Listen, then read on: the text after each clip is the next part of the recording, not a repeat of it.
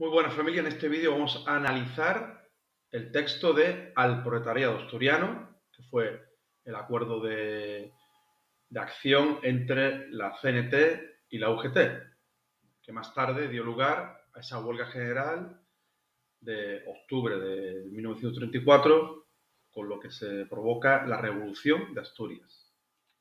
Estamos ante un texto de fuente directa, de naturaleza histórico-política, y que iba dirigido al conjunto de los trabajadores asturianos. El encabezado es al proletariado asturiano, por tanto, iría dirigido a ese grupo de personas. Ya dentro del análisis sería necesario citar la idea principal del texto. La idea principal sería el acuerdo al que llegan la UGT, la CNT y la Federación Socialista Asturiana con la idea de una unidad de acción. ¿Contra qué? Unidad de acción contra el fascismo y también de oposición contra cualquier propósito de guerra imperialista. Todo esto está enmarcado en una situación política y social bastante convulsa que atraviesa el país. Una vez dicho esto, habría que aclarar diversos términos, diversos conceptos. En primer lugar, la situación política y social que atraviesa España viene derivada de la crisis económica mundial producida por el crash de la Bolsa de Nueva York de octubre de 1929. Ese crash de la Bolsa de Nueva York provoca el cierre de bancos, la descapitalización de empresas, tanto en Estados Unidos como en Europa, y por tanto el aumento del desempleo y el subconsumo. Quiere decir, la gente tenía una situación económica peor, menos consumo, cierran las empresas, es un círculo vicioso económico que conlleva pues un momento depresivo en el contexto mundial, quitando algunas economías, por ejemplo, como la rusa, que se vio libre de estos acontecimientos. Lo siguiente sería citar que es UGT y que es CNT. UGT sería un sindicato socialista llamado Unión General de Trabajadores, que se funda en el 1888. El sindicato deriva del PSOE, es un sindicato de raigambre socialista, por tanto, la figura principal sería Pablo Iglesias. La CNT sería la Confederación Nacional de Trabajo, que es un sindicato anarquista que nace en el 1920. Habría que citar pues, el movimiento obrero, cómo surge en el mundo con esa primera internacional de los socialistas o marxistas con Marx y Engels y de los anarquistas con Bakunin. Por tanto, comentar algo del surgimiento del movimiento obrero también a nivel mundial, ¿no? Si se pone un par de líneas, sí, estaría bien. Por otro lado, dentro ya de los objetivos, la lucha contra el fascismo, pues habría que mencionar cómo en Italia llega Mussolini al poder en el año 1922 y cómo un año antes, en el 1933, cómo Adolf Hitler llega al poder en Alemania. Por tanto, estará esa idea de lucha contra el fascismo porque se opone a los principios obreristas y pueden socavar, según ellos, ciertas libertades y derechos que ya habían sido conquistados. Por otro lado, también se opondrá a la guerra imperialista. Estamos en estos años, en los años 30, pues un proceso de consolidación del imperialismo a nivel mundial con ese dominio de Europa, tanto de África como de ciertos lugares y ciertos países de, de Asia. Así que habrá una oposición también a eso. Es importante reseñar que es un acuerdo realmente de lucha política, pero no de lucha sindical, no de lucha de mejora de las condiciones de vida de los trabajadores. Así que sería como la vertiente política que tienen estos sindicatos. Importante ese aspecto, reseñarlo. Yendo al contexto histórico, es necesario hablar de causas y consecuencias. Causas serían los hechos acaecidos hasta que se firma este texto. Pero como este texto está vinculado, está relacionado con la Revolución de Asturias, habría que dividir entre momentos previos, después comentar, meter como en un paquete lo que sucede en la Revolución de Asturias, ¿no? Los mismos hechos de la Revolución de Asturias, y ya como unas consecuencias últimas de que conlleva la Revolución de Asturias. Como causas es importante remontarse al advenimiento de la Segunda República el 14 de abril de 1931. Esta república llega porque la monarquía de Alfonso XIII estaba ya en una situación de crisis total. La caída de Primo de Rivera, los intentos de vuelta a la monarquía constitucional, tanto de Berenguer como de Aznar, no terminan de cuajar. En las elecciones del 12 de abril del 31 ganan las candidaturas republicanas y socialistas, esa conjunción que se crea en el Pacto de San Sebastián del 30, pues como ganan en la mayoría de las capitales de provincia, el rey decide marcharse, exiliarse, y ya se proclama la Segunda República. Esa Segunda República tendrá primero un gobierno provisional con la idea de redactar una constitución que se promulga el 9 de diciembre de ese mismo año, 1931.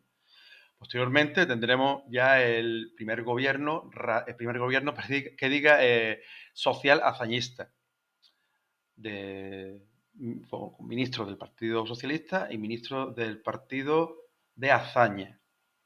Serían republicanos de izquierda y socialistas. Llevan a cabo una serie de medidas transformadoras que acentuarán el carácter izquierdista del régimen. Medidas como, bueno, a nivel educativo, de mejora de la educación, implementando una subida del presupuesto, también la creación de 10.000 escuelas, quitarle a la Iglesia el monopolio de la educación, ley de congregaciones religiosas, la ley del divorcio, ley de reforma agraria, las leyes militares que hacen que se reordene el ejército para hacerlo más efectivo,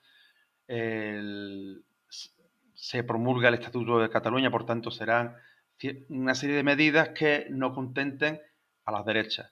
Las derechas terminan ganando las elecciones de noviembre del 33, con el Partido Radical y la CEDA como los más votados. En este caso la CEDA sería el partido más votado.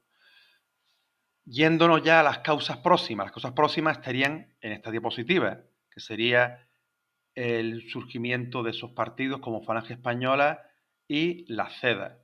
Aunque eso también se podría incluso, no importaría si esto que voy a decir se mete en análisis cuando estemos hablando del surgimiento del fascismo, ¿no? Tampoco no es problema decirlo en análisis, esto que voy a decir, que en el 1933 se crean dos partidos políticos, Falange Española, de una ideología cercana al fascismo, y la CEDA, la Confederación Española de Derechas Autónomas, un partido en cierta medida que quiere corregir, rectificar la República, hacerla más conservadora, un partido con una raíz católica bastante importante, también españolista, centralista, así que sus ideas son las de rectificar totalmente la República. Y además las juventudes de Acción Popular, las juventudes del partido la CEDA era la JAP, eran unas juventudes con unas reminiscencias fascistas importantes. Así que el surgimiento de estos partidos y la victoria de las derechas en las elecciones motivarán que el sindicato CNT, el sindicato UGT, estén alerta ante la llegada de un régimen autoritario a España. Aunque aquí ya habrá una controversia porque la CEDA no gobernaba, pero sí apoyaba. Importante reseñar esto. El gobierno era un gobierno de ministros republicanos de partidos de centro y centro derecha, y la CEDA no estaba en el gobierno. Por tanto, ahí tendremos ese miedo de los sindicatos de izquierda, porque aunque la CEA no gobernase, sí era la que condicionaba las políticas de ese gobierno de centro derecha, políticas que eran más de rectificación de las políticas del primer bienio, rectificación de esas políticas que se hicieron más izquierdistas del año 31 al 33. Y es importante reseñar lo siguiente. Este texto habla de esta unión entre los sindicatos UGT-CNT en Asturias, de cara a una acción común. ¿Vale? El texto es del 1 de abril de 1934. Si queremos seguir hablando de forma cronológica los sucesos históricos, es importante que digamos como causas de la Revolución de Octubre. Entonces, seguimos hablando de causas, pero no decimos causas del texto, sino causas de la Revolución de Octubre, ¿vale? Porque no se puede decir ahora causas del texto, cosas que pasan en verano o en octubre, ¿vale? Se puede hacer de varias maneras un comentario de texto, pero creo que sería más lógico hacerlo así, poniendo el foco en la Revolución de Octubre. Bueno, no hay que estar tampoco haciendo siempre referencia a causas o consecuencias. Se van hilando los hechos históricos y cuando sea claramente consecuencia, se pone consecuencia para no llegar a que hayan malentendido. En el verano del 34, Gil Robles, el jefe del partido de la CEDA, recordemos el partido que gana las elecciones pero no gobierna, simplemente que apoya al gobierno, pues Gil Robles mete presión al gobierno radical. Y en este caso quiere que entren varios ministros de su partido en el gobierno, ya que apoya al gobierno las políticas que se hacen, las políticas son más o menos de su idea, pues por tanto quiere eso. Esa presión finalmente se traduce en que 3 diputados de la CEDA, incluido Gil Robles, entran en el gobierno. Esta entrada en el gobierno de 3 ministros de la CEDA pues será la alarma para los grupos izquierdistas, para los grupos tanto la UGT como la CNT, que son los que firman este documento. El 4 de octubre entran los ministros de la CEDA, como ya antes he comentado, y la Alianza Obrera, que es a lo que se refiere el texto, reaccionará formando un comité revolucionario presidido por Laro Caballero. Recordemos que era un destacado miembro del PSOE y también de la UGT. Y se convoca una huelga general revolucionaria el día siguiente, el día 5. Y ya pasaríamos al desarrollo de la revolución. Ese comité pues, pretende lograr una huelga revolucionaria a nivel nacional, pero fracasa en la mayoría de los sitios y simplemente tuvo cierta relevancia en Madrid, Barcelona, Vizcaya y Asturias, que fue el único sitio donde terminó triunfando. Esta revolución pues durará más o menos 2 semanas, del 5 de octubre al 18 de octubre, une a todas las fuerzas obreras de la región y tiene el respaldo también de la población minera. Así que los mineros con la dinamita ocupan posiciones, ocupan los ayuntamientos, los cuarteles, las fábricas y toman el control. Se proclama una República Socialista Asturiana, se forma un ejército rojo asturiano y se llevan a cabo una serie de reformas de corte socialista, como la colectivización de los medios de producción. Así que también habrá una represión de guardias civiles, miembros del clero, también propietarios, tanto de empresas, ¿no? De minas como de fábricas.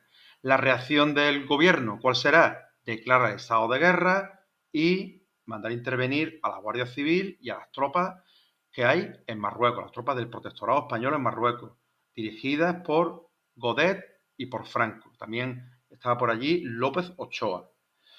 Así que habrá una brutal represión, se imponen las fuerzas del gobierno, del ejército, y acabarán con la revolución.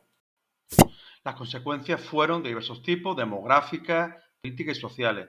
Demográficas, pues se dan unas cifras de entre unos 1.100 revolucionarios muertos, del ejército, de guardias civiles, unas cifras que van entre los 300 y 400 que murieron. A su vez, supondrá una polarización política dentro de España. Se encarcelan a diferentes líderes políticos como Lauro Caballero, como Manuel Azaña, como Companys. En definitiva, tendremos cómo la izquierda se verá ahora acosada, acorralada por las derechas que están en el gobierno. Por tanto, se ve esa polarización. En cuanto a consecuencias sociales, pues fueron la represión e imaginación de los derrotados. Hubo 5.000 personas encarceladas, muchas de ellas pues sometidas a tortura y también condenadas a muerte. Como continuación del contexto histórico, en este caso de las consecuencias, habría que citar la creación del Frente Popular, ese Frente Popular que se forma en enero de 1936 de cara a las elecciones del 16 de febrero de ese mismo año 36. Y ese Frente Popular tuvo dos ideas principales. Primero, la amnistía de los presos políticos, sobre todo los encarcelados por la Revolución de Asturias, y la vuelta a las políticas del primer bienio. Porque es importante siempre citar dentro de las consecuencias lo más importante. Esa coalición consigue la victoria en las elecciones del 36 y, por tanto, se dará paso a otro periodo histórico conocido como un periodo del Frente Popular, en el que los republicanos gobernaban y el acuerdo era que los socialistas y los partidos obreros apoyasen parlamentariamente las medidas del gobierno, pero eso después ya no ocurrirá, el gobierno estará en minoría y se llega a la Guerra Civil Española. Ya que el texto trata de la unión entre dos grupos sindicales como la UGT y la CNT, podríamos hacer referencia en esta conclusión a los acuerdos que han establecido en otros momentos las asociaciones obreras, en este caso esa huelga general que dio paso a la Semana Trágica de Barcelona, también los acuerdos que se dan en el 1917, también de alianza obrera y alianza conjunto con los republicanos, que termina, bueno, finalmente no llega a buen puerto, aunque sí creó una conciencia de la clase obrera importante, y esa conciencia se dio con el aumento de las huelgas en el periodo que la historiografía conoce como trienio bolchevique. Espero que este vídeo te haya gustado, hayas aprendido, hayas consolidado pues, estos conocimientos importantes para defender un texto en un examen de selectividad. Y como siempre digo, no hay solo una forma exhaustiva de hacer un texto, pero más o menos es un guión claro, estructurado de cómo realizarlo.